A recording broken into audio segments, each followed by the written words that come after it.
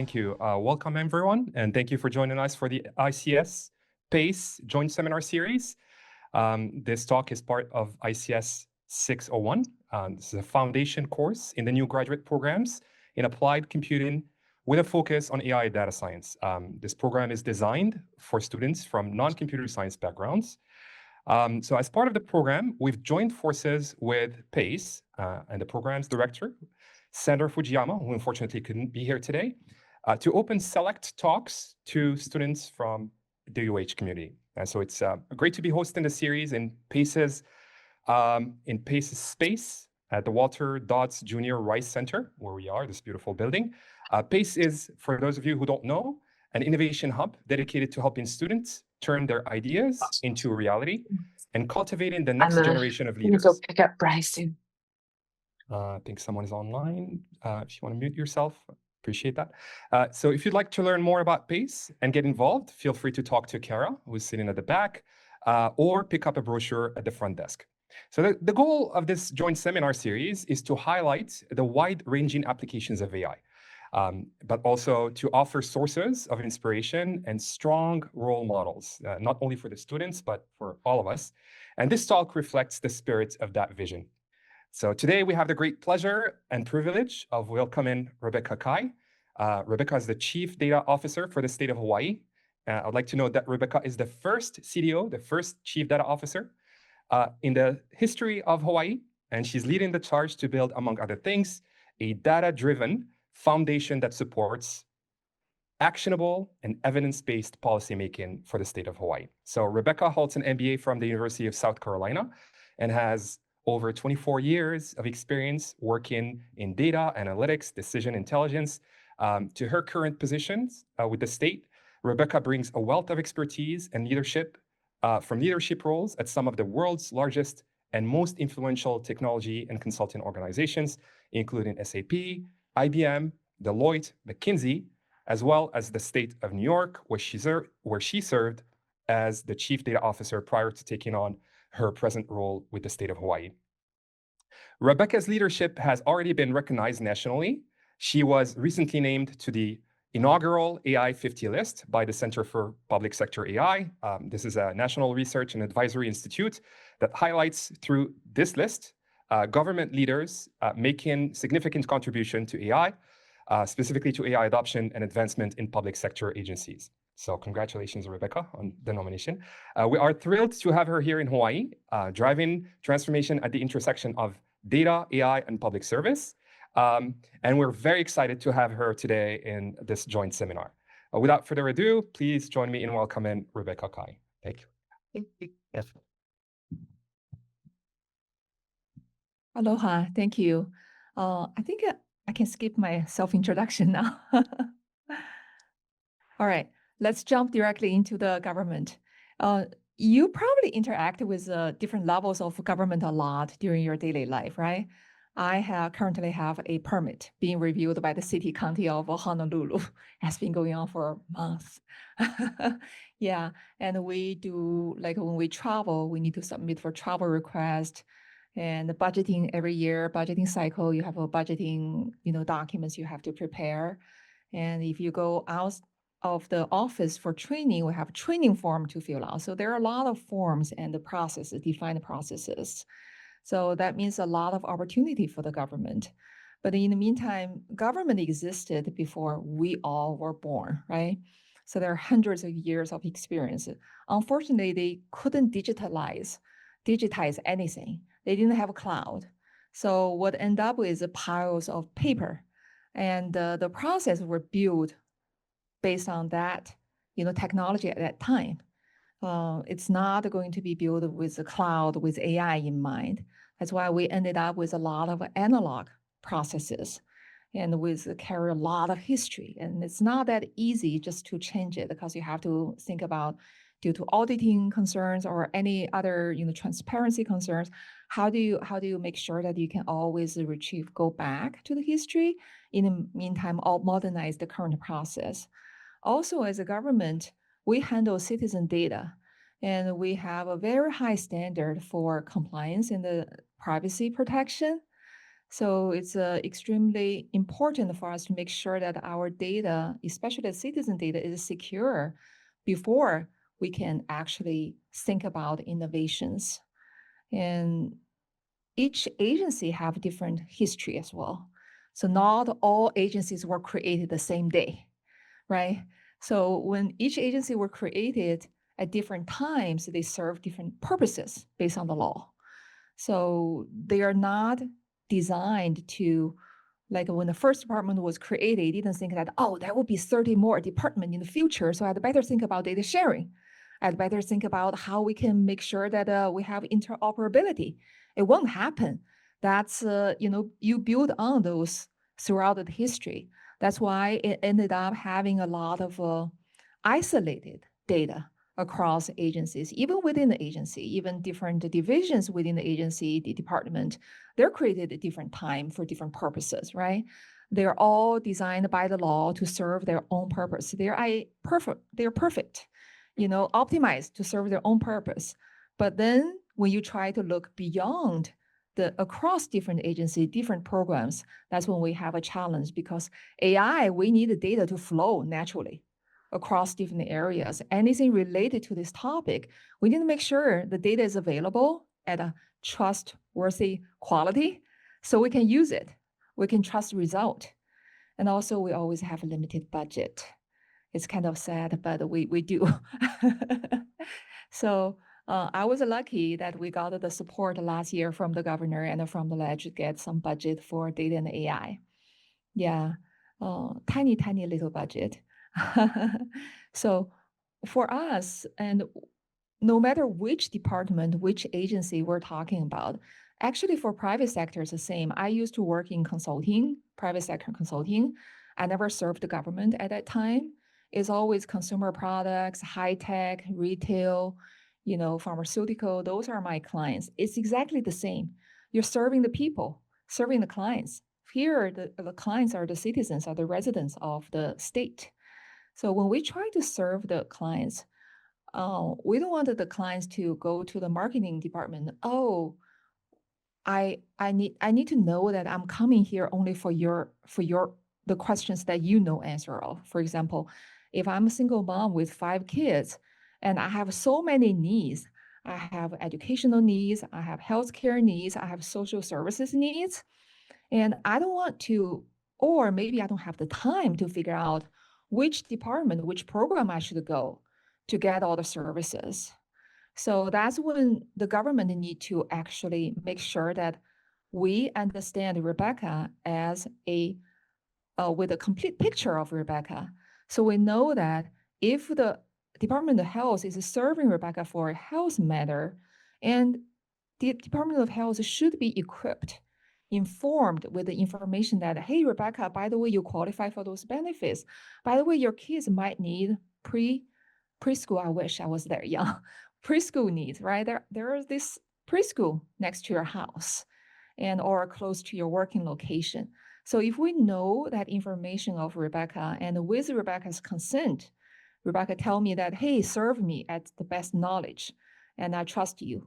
In that case, I can better serve Rebecca. So that's this whole idea of this human-centered data and AI. You probably heard a lot about human-centered AI, right? It's actually started with data. And there is no AI if you don't have data. You use the data to train the AI. Now there was this discussion saying that, oh, AI's advancement is in it's stopped or kind of slowed down by the amount of data we might have to feed the data, AI, to train the AI. By the way, I'm not a IT professional either. So I studied finance and I got MBA in finance. So data is more about the human side. It's more about the business side. How can we solve the problem? It's less about pure technology, especially with AI today. It can code for you. And a lot of solutions we use are either no code or low code. So I think that understanding the business, understanding the need from the people we serve, that's more important, no matter which industry you're in. Yeah. And we also want to design AI and the data system around the people, not the technology, right? I don't care how many pieces of cool technologies are there. It should have a purpose. What does it do? What impact does it create? Which part that we serve? Who do we serve better? Do we operate better, more efficiently? Do we provide more service proactively to our residents? Or are we going to improve the satisfaction of our citizens through our service? And also we want to focus on trust. Trust is so hard to earn, very easy to lose. So if we have give wrongful information to people, we can easily lose trust and people would stop using your tool. And I did digital transformation for 20 some years. So the actual evaluation of the success of a digital transformation program, it's not only about whether you're able to implement a digital transformation project on time, within the budget, delivering all the scope. It's about a year after you implement, how many people are still using it? Are they still happy about using your tool? So the adoption, that's the key. So how do you earn adoption? If people don't trust your system, you won't have adoption. People won't use it.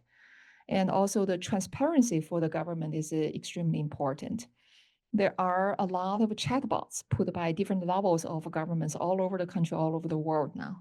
If you ask the same question to the different chatbots within a state or within a country, you might get different answers. So which one should I trust? What's causing it? Why? Because underneath the chatbot is the data. The data is different. You have a version of your data. I have a version of my data. My chatbot answer based on my version of the data. Your chatbot answer based on your version of the data. And then the people, residents who are asking the question, they got frustrated. So they get different answers, right? And also the quality of your data could be wrong. Like when the co-pilots or AI roll out, it could be any co-pilot, could be Google, could be Microsoft. When they roll out, one concern I heard across the country from the chief data officers is that, oh my gosh, people didn't know that they have access to those sensitive information. Oh my gosh, they didn't know the data quality is so bad. So when I use the AI assistant, the answer is not right. So because I have those data I have to clean up. How many people can say that you know for sure what data you have on your laptop? I don't. I only worked here for 2 years. So I have a OneDrive, I have a SharePoint, I have my desktop, right? So over the history, you collect your data, you save the files there. You try to organize in a way. I'm ENTJ, so I'm supposed to be very organized. And organized in a way, and it's very logical to me at that point. But then things change. But I don't have time to keep reorganizing it every week or every month, every year. So when I need to look for some information, what happened most likely is the same kind of information. I have them in different folders. So how can I remember all the folders I have them in, right? And what if someone shared with me some information accidentally? There's another Rebecca Cai who is a case manager for DHS, maybe, right? And that case manager is supposed to have access to people's personal information. What if somebody accidentally shared with me? It never happened. But what if that happens? I wouldn't know that until I have AI run on all the data I have access to. Guess what? I find out, oh my gosh, I can see someone's social security number. That's scary. It's not a real case, never happened. So I'm just making a story, right?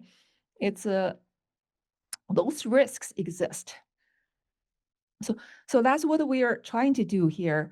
We want to, all the agencies and departments, if you're looking at the private sector, those are different departments as well. You have supply chain, you have manufacturing, you have all kinds of departments. They don't talk to each other. They're optimized, supply chain is optimized for supply chain. Then they throw over the wall to finance, right? To make the account payable, make it happen. And then marketing, they just focusing on marketing. And do they connect with the finance? Hopefully they do, because they need to see that whether their marketing dollar is creating any impacts or not. But not always, unless you connect all the data together. That's what we do is we would create the different departments, different agencies, different programs. They're like islands. And we would create bridges. Some people call it highways, or create bridges across the islands to let the data flow. The data would be your cars. So we set the standard. What kind of cars can get on the bridges or on the highways? So if you are causing a lot of pollution, that means poor quality, we don't allow you to be on it. Or, and each car actually is still owned by whoever each island, whoever owned that car. We don't want to peek into the car. Who is sitting in that car? We don't want to. Only the people have authorization can see it. But as long as they can drive freely across different departments following the same standard, we're okay. So when we have that happen, then no matter how many chatbots you can have ask uncle, ask auntie, ask grandpa, ask grandma, ask sister, whoever you ask, then you're looking at the same highway system or same bridge system. You're looking at the same standardized car system. So you're getting the same answer. Yeah. And there are a lot of decisions with the government. For example, if we reduce income tax, for example, yeah, and what will be the impact to the state's revenue? Who would be impacted most? And should we just blanket reduce the tax by a certain percentage for everyone? And what's the impact? Or we reduce the income tax for a certain income level? What would be the impact? And who are the people impacted, and what other benefits do they get? So it's a very sophisticated problem to solve, right? If we don't equip our lawmakers with the data they need, they can't make the accurate decision. So they have to base on their experience. That's in the history. All the governments do. But now we have the luxury, have the technology. Why can't we just equip them with the tool so they can make a more informed decisions, right? Talking about the AI, we have to think about the risk. It's very risky. I personally made a mistake several days ago when there was a vaccine change, saying that there is no mandatory vaccine requirement for states. I was worried about Hawaii. So I asked ChatGPT, does Hawaii have a law, requiring all the pharmacies only to give vaccines when it's recommended by CDC? The ChatGPT came back with references. All the facts references said, yes, Hawaii has that law, even has a law link to that law. But actually we don't. So we can still get vaccines at the pharmacies. So we can't trust it 100%, right? So there are so many risks there. And also we have such a diverse population here in Hawaii. Not every single ethnicity is represented equally. If I'm Chinese American, I guess there are a lot of Chinese American in Hawaii. But what if there are, I don't know, I can't think of something. So if some ethnicity in the school district, there are only 2 or 3 kids. So can you just use those 2 or 3 kids to say that those 2 or 3 kids' performance represent that ethnicity performance in that school district? You can't. So we have to make sure that we have the complete data set and it has enough representation, equal representation of the different variations in order to make sure that, hey, our AI is giving the fair recommendation. It's not biased. And misuse, people could misuse for anything, right? Humans, you can't control humans. You don't know what's going on in their minds. And discrimination is the same. And explainability. In the AI.gov before, we had a list of use cases. I think now it's moved to a different government site at the federal level, where each federal department, they have a table, like a spreadsheet, where you can find the use cases of the AI they implemented with a couple of sentences to explain it in plain English. What do I do? For example, if I use AI for internal processing, people probably, residents don't care that much. If it's just for me to, for my travel form improve, input, you probably care less. But if we do use AI, one of the big use is to filter the resumes, right? Review the resumes, identify the candidates that qualify for the job. So in the explanation, we need to make sure that we use AI to filter resumes based on years of experience, the skill set, and the education only. We're not considering race, we're not considering ethnicity, we're not considering age or gender, all that information. So you need to be able to explain it to the general public. So it shouldn't be a black box. Oh, okay, let's just trust it. Let's just put a disclaimer there. It's just AI. We can't do that. Human is never out of the loop. We're always in the loop. Whoever's using the tool is accountable for whatever decision recommended by AI, because you're supposed to review it and use your judgment to make your decision, not just blaming on AI.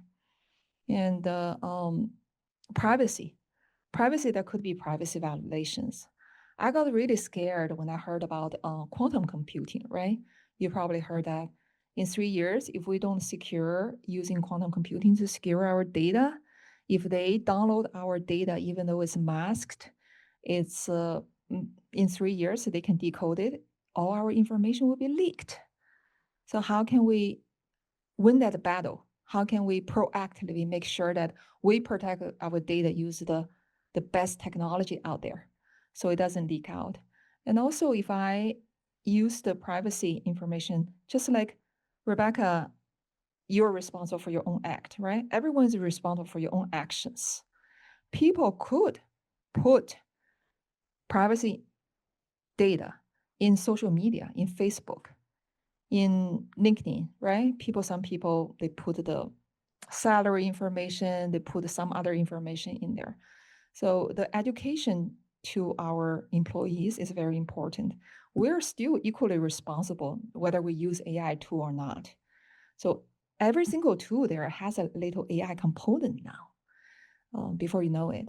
So we're responsible, still the same privacy concern, applies, across all the tool platforms you use.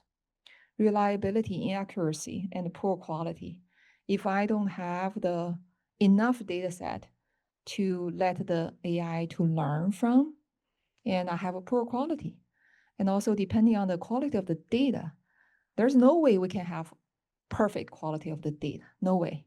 Even my own data, I make mistakes, right? I have typo, I have all kinds of stuff.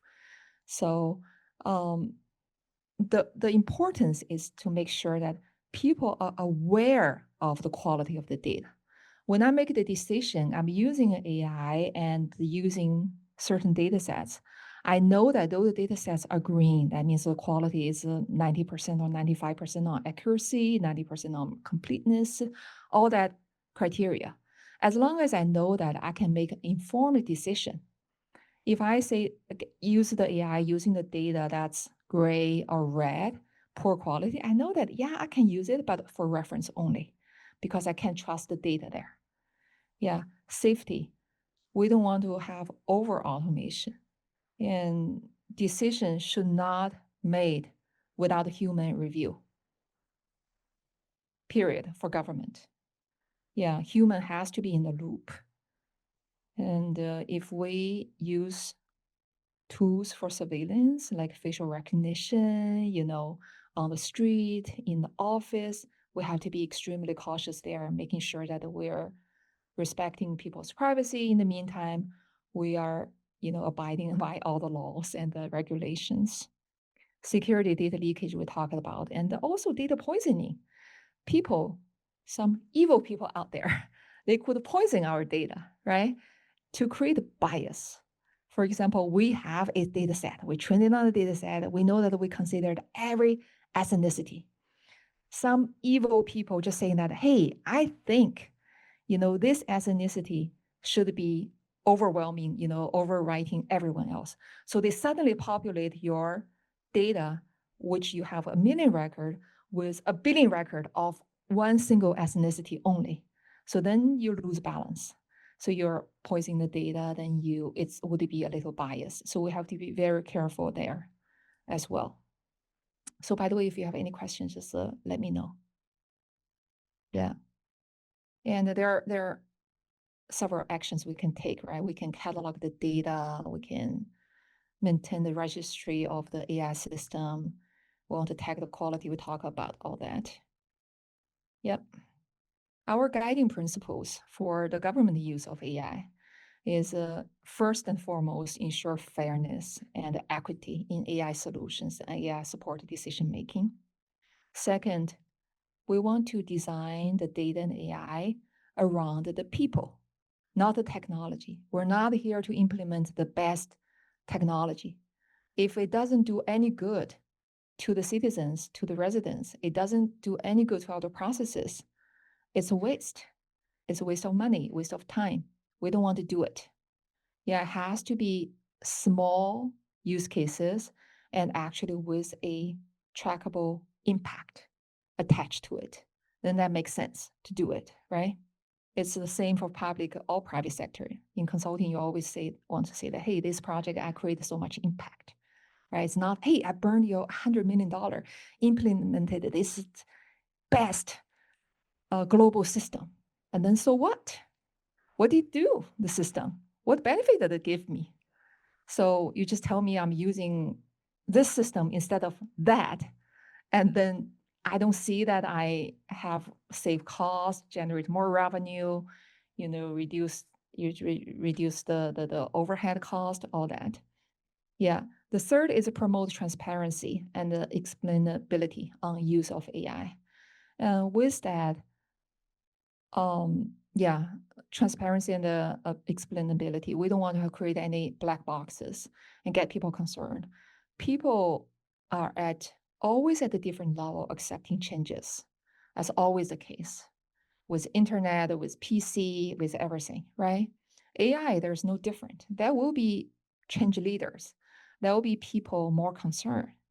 We don't have to push everyone out to accept the AI the same way. Let's find the change leaders, work with them, and prove out the solution. In the meantime, showcase the impact. And then eventually people would get along. Who doesn't use a cell phone now? Nobody, right? When it first came out, people were thinking, oh, does it monitor on me? Does it listen to me all the time? So it's common for any technology. And protect privacy and security. The last one, ensure accessibility and inclusivity for all residents, right? Accessibility is very important.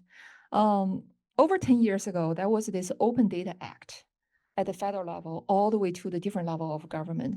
You can see that every single level of government, they almost all put out a open data website where they put all the publicly accessible data on their website. And one criteria is to make sure that those data are machine readable. I'm not a machine, I can't read that data. So who can access that data? Who can use that data? It's the researchers, UH researchers, right? Researchers from UH, from somewhere else. It's great, but we can go one step further. The Open Data 2.0, right? Make it accessible for everyone. Even though I have a machine readable, if I have a chatbot there on top of it, answering questions. So me as a citizen, I don't need to know how to handle the machine readable file. I don't even need to have a computer.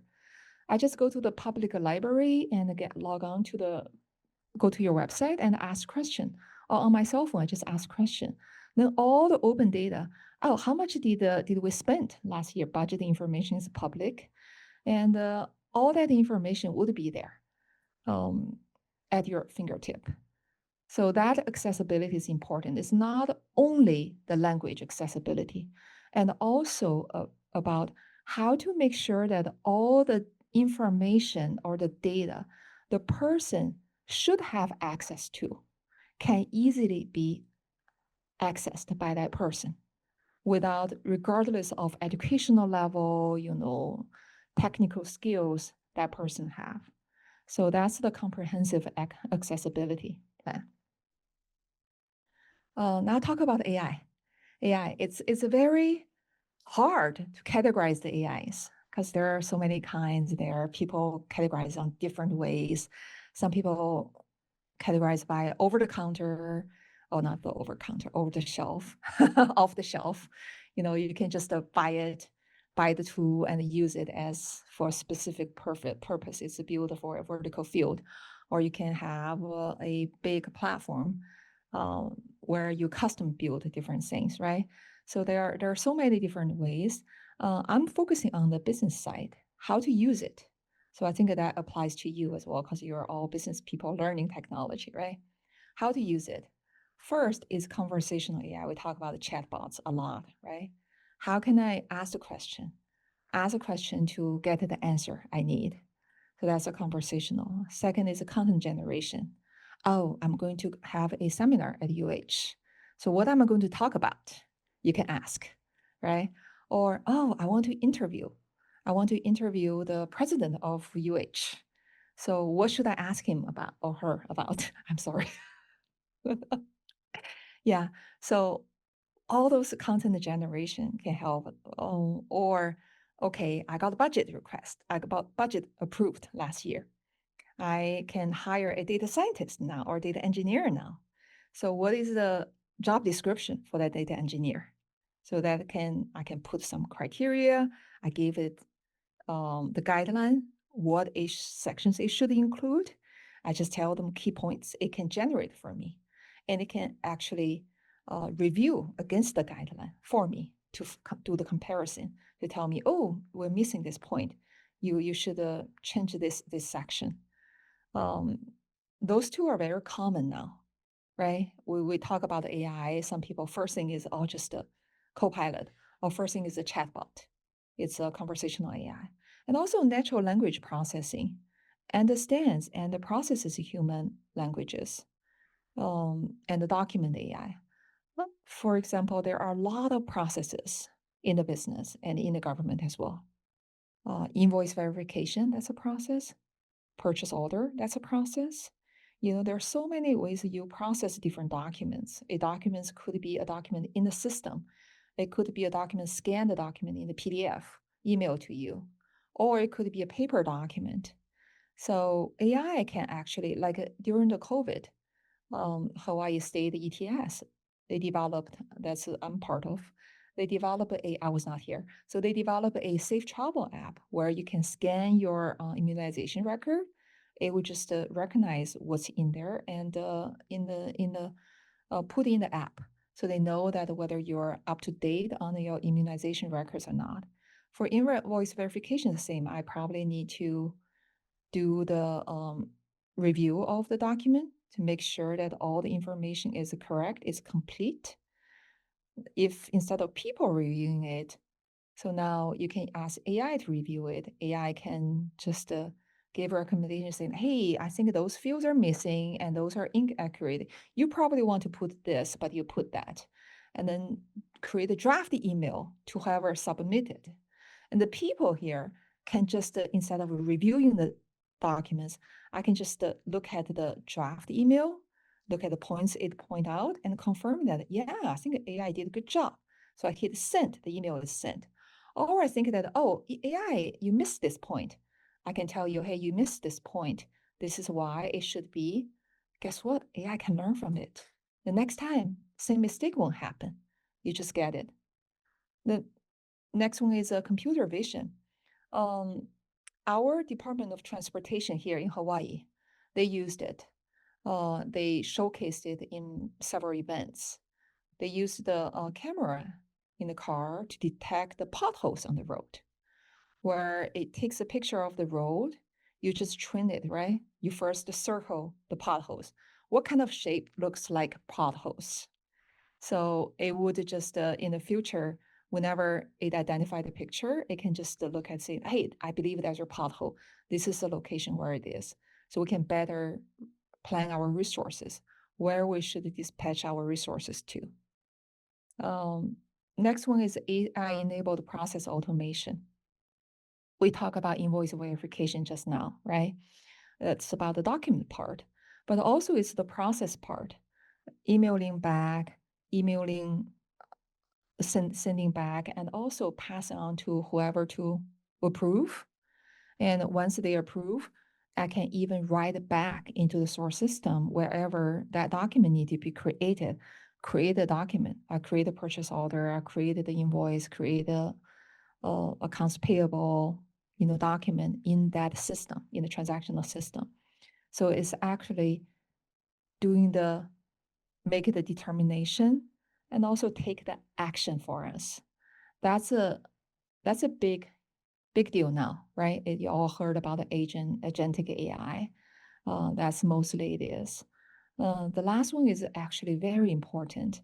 That's more the machine learning side. Advanced analytics and the predictive modeling on machine learning models. Yeah, like the simulation. What if there's a tsunami? Hopefully not. And at what degree it impact whom, right? Who are the population impacted and what would be the damage? What would be the best action to take? And also the tax change. If I increase tax, reduce the tax, what's the impact? Yeah. So on the private sector, you use that heavily as well. They would decide, if, for example, during the COVID, right, when I was still with the private sector at that time, supply chain is a big deal. If there is a chip shortage, right? So you can predict when do you need the certain materials and what's the supply situation for that material and what's the transportation situation is like. Then you can predict that, oh, I need to start ordering that now.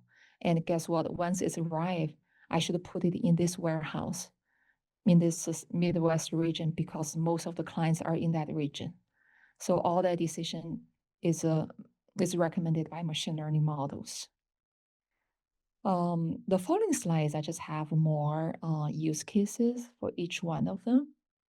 If you want, we can have a discussion, or we can just glance through it because there's just so many use cases for each one of them. Yeah. Conversational AI, you can never skip it, like benefit programs, right? Even for the residents, they can ask about what benefits do I qualify for? Can you apply for me? Instead of saying that, hey, this is a program you qualify for. You go there. Those are the 15 websites you go there to apply. So there are a certain extent to do. I saw someone, they do the conversational AI. They're saying that, hey, this is Rebecca, and I'm sick, and I have a appointment made for next week, but now I need to come in today instead. Then they have to say that I have to tell you, I'm Rebecca, this is my phone number, this is my birth date in order to find me. But if you have a profile of Rebecca, the moment I call in, it's me. You know that, hey, Rebecca, I see that you have appointment next week.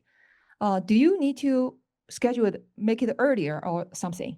Once I say yes, you would propose, oh, Rebecca, we have a 9 a.m., 10 a.m. today. Which one do you want to take? Oh, almost time?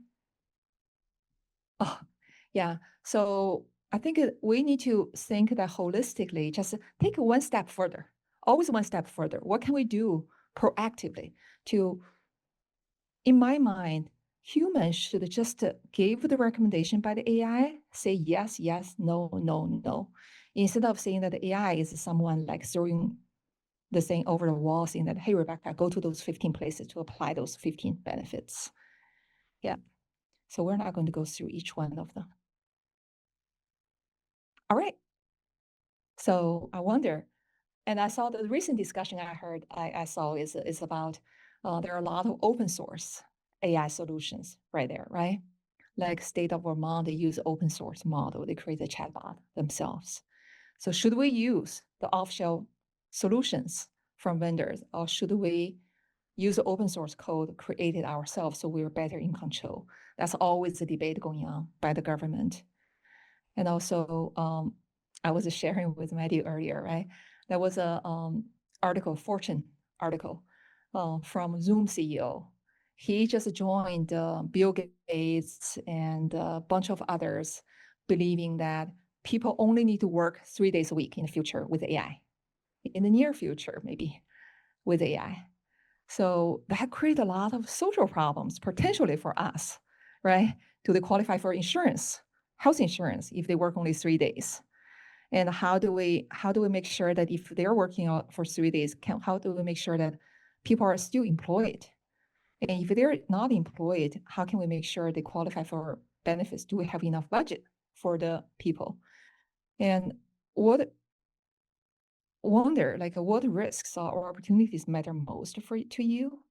And how can students like you contribute to the responsible use of data and AI? Yeah, so those are some discussion points. I think we're at the time limit, right? Yeah. Well, Yeah. If any questions or any discussion points, just let us know. And data and AI is, I think that if someone tell you they're expert in it, I think most likely they're lying, because there's so much to learn every day. I follow a bunch of people on YouTube and I read a lot of articles. Every day I spend so much time watching, reading. I'm still like, every day I feel like I'm being left behind even more because I can't catch up that much. So discussion always helps in data and AI, yeah. And so we can share our ideas. If each one of us get 10% of it, if it's 20 of us, we should get close to 100, right? Yeah. All right, thank you. Yes. sharing your experiences and your perspectives. We're going to open the floor for questions. If you have a question, please raise your hand and I'll bring over the microphone to you. I don't know, we just have one microphone, right? Okay. Okay, yeah, there are a couple of questions in the chat. That's why I logged in. So the first one is, I was wondering what tests or checks can you perform on a data set to ensure that it's balanced and it accurately represents the population or problem being studied? Thank you. Yeah, so there are AI governance tools out there. So they can generate the test for you, test the data for you. So you can generate the data based on all the criteria you set up to make sure that you have the complete data set to test out this AI tool. Yep. One more question is, not sure if this appeared. Hi, Rebecca. Does data privacy law, data subject rights differ from state to state in the US? Are there federal regulations that apply to all states? That's a great question. I'm not sure about the federal. I know that different states have different privacy laws, for sure. Yeah, and some privacy laws are applies to businesses and consumers as well. Some are not. Some don't have that. I don't believe we have that applied to the business and consumers. But for government, we have a data privacy, best practice and the standards where we follow to ensure that we protect the data. And also every single data set we collect, there are federal laws related to certain data sets. For example, health data and criminal records, they all have different requirements. So we need to follow that in compliance with that. Yep. Thanks. Thank you, Rebecca, for your presentation. So in your presentation, you mentioned about quantum computing. So in your opinion, like how many years from now that quantum computing will become popular and what challenge that we have then? That's a great question. I don't think I'm smart enough to answer that question. I wish I knew, because I know I think there's a news there's a news about the quantum that Department of Defense or some federal department signed contracts with one of the quantum computing firms. That's why their stock went up a lot last week. Yeah, so I believe their age is here, but it depends on how quickly the bad guys adopt it, how quickly the good guys are using it to protect us. It really depends on that. Yeah, I'm not an expert technically in that field though. Change the back. Actual back. Hi, I have a specific question and a general question. So my specific question, which feeds into my general question, is that so the Honolulu 3101 app, which is like where people make requests for government services. Like I noticed that it's just really chaotic. And like there was someone who put in the exact requests that I had like a month ago, and they're still not resolved. And I just it made me think that like if it were possible to upvote requests and just tag them as specific kinds of requests, like it might result in the system just like working a lot better. And I wasn't even sure how to request this kind of suggestion in the government. So like speaking to like, how can we engage in choosing what services we want updated with data and technology and AI? And then do you have priorities for like which one to do first? And how are you gonna engage the public in that and roll that out? That's a great question. But I just want to let you know I'm with the state.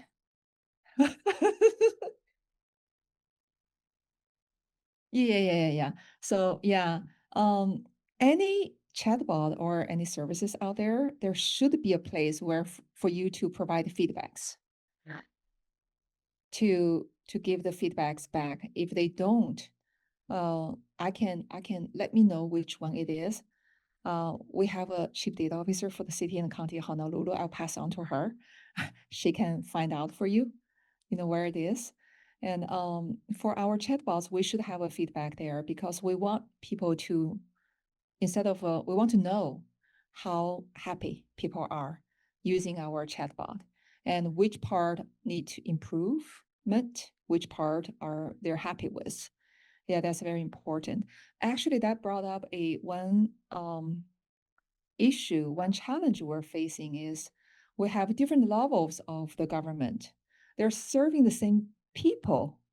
Yeah, like some roles may belong to the state, some may belong to the city and county. Why I'm supposed to know? I'm just a resident, right? And why I'm supposed to know that I should report to city, county for this, I should report to state for that.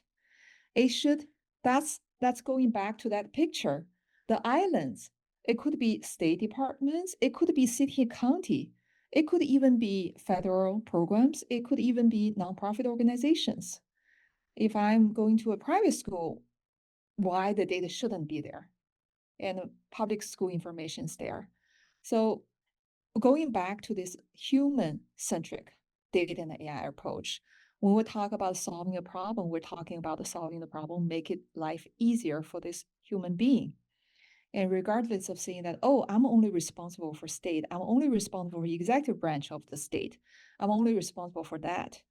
I don't care who you are responsible for. You need to serve me as a citizen. And so we need to have that mindset and for people to collaborate and together to better serve the citizens. I think people all share the same vision. How to make it happen is kind of hard because to me, the city and the state, they have a different budget, right? And they have a different compliance. Even within the state, they have all different compliance requirements. To share data, first you want to ensure that the data is secure before they share the data. I don't want to share data with you, with Rebecca, And then Rebecca would just print it out and take it to a Starbucks and then just leave on the table there. So how can we make sure that the people who are sharing the data feel secured? You know, if somehow Rebecca misbehaves, I can just revoke her rights immediately. So she couldn't create any further damage. That's the data governance tool and the AI governance tool we got a budget for this year. Yeah, it's really important for all the levels of the government, all the servicing bodies who are serving the same citizen to work together. Yeah, it takes a village, does take a village across different industries. Yeah, thank you. Thanks. I'll move on to a question online and go to you, John, after.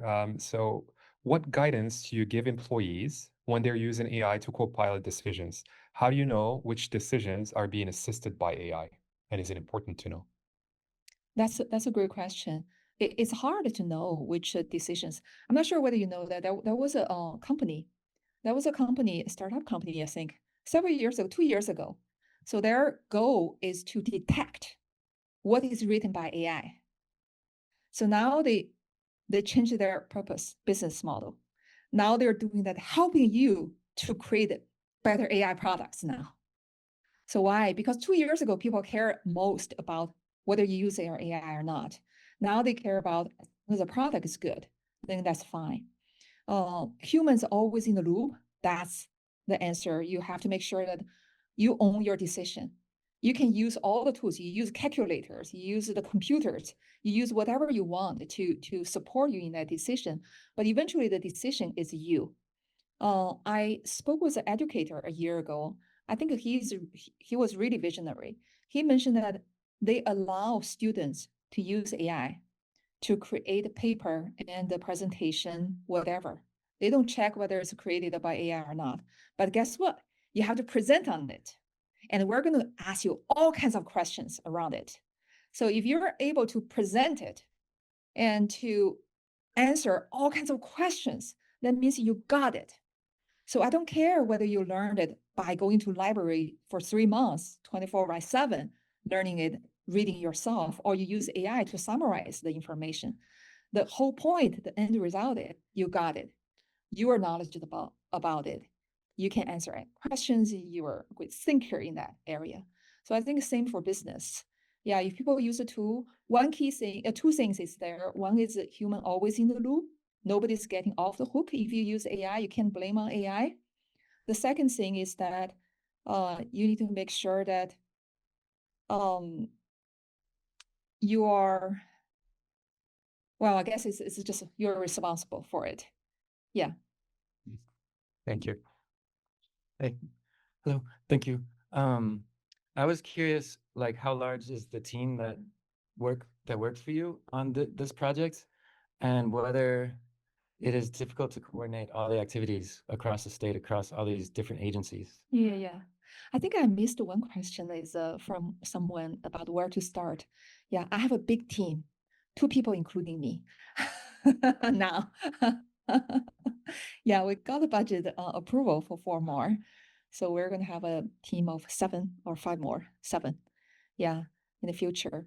And the thing about AI is that with the low code, no code capabilities, I don't think there should be any team hogging on to the AI solutions. I don't think so. AI should be empowering everyone to be a user of AI. So it should be the business who can create, who understand their process. Imagine that. AI is best to improve the process, right? If each one of you have 5 processes, if I have a team of 100, how long does it take me? First, my team have to understand your process, making sure your process understand it, right? Once we create an AI, then you validate, you say, oh, you missed it. This point, that's exactly the old day of the ERP implementation, where you have this loop, you create all those development cycles, the big team. It doesn't make sense to me. I think the AI days is we make sure that we ensure the standards of the tools. The tools are safe, tools are qualified, tools are meeting the requirements. And then our job is to teaching people to fish instead of fishing for them. We empower them with the tools, depending on work with them to understand their need. Then we recommend, oh, you need agentic AI solutions to create an automated process. Oh, just conversational AI would be good. Those are the potential tools. You use maybe 2 or 3 tools, whichever one fits your need, you pick one. And we empower them. So I don't think we need a big team at all. We just empower people to make sure they do it. And by the way, we don't have a centralized IT here in State of Hawaiʻi. So we're a federated model. So we're serving as the center of excellence, supporting departments. They all have their data and IT resources and the business resources. What I'm envisioning is that we work with departments, help them understand the potential of AI, the different types of AI that could improve different type of processes. So we would serve as a sounding board. We help them strategize for the future, help them select the tools, then they would implement themselves. If their processes change, they don't have to submit a ticket to Rebecca's team. Oh, Rebecca, why I submitted a ticket a year ago? Somebody submitted the same ticket. They're still waiting to get a return, right? It's the same thing. So we don't want to create any bottleneck. We want to empower people. Yeah, some people say that, oh, Rebecca, you're trying to get rid of your job. It's not. Yeah, we're setting the standards. We're helping people. There are always people that we can help, we can empower. And there will be new tools we need to keep people informed of. There will be new processes that can be improved. So that's what I think our team would be doing. Yeah.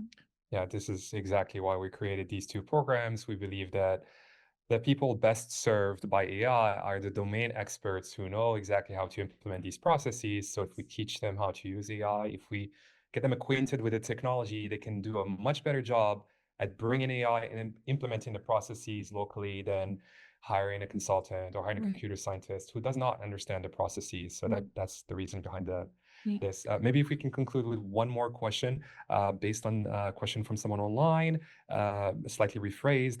Is transparency and explainability always an issue? Is it always important? And what are some use cases where you think it is not as critical, if it is not? I think it's related to the general public. It's very important. Anything we use your data for that impact your service, that's important. Yeah, but internally, if we, like Rebecca needs to improve her process by submitting a travel request, it's okay. I'm responsible for my own travel request. If I use a tool to create my own travel request, I'm responsible for it. I don't have to explain to people why I use tool, how I use that tool. Yeah, I think external and external facing, that's the difference. Yeah.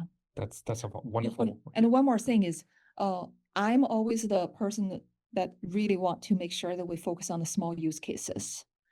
Yeah, we don't focus on any tool, any platform, any technology. We focus on the use case. What's the problem, business problem we try to solve? We're all problem solvers. AI just happened to be one of the tools we use. That's it. Yeah, we use data, we use AI to solve the problem. And in order to solve the problem, you have to know what's the pain point here now, and what would be the impact in the future. So you can prove that if I'm doing that, and you can prove to people that, hey, here's the impact.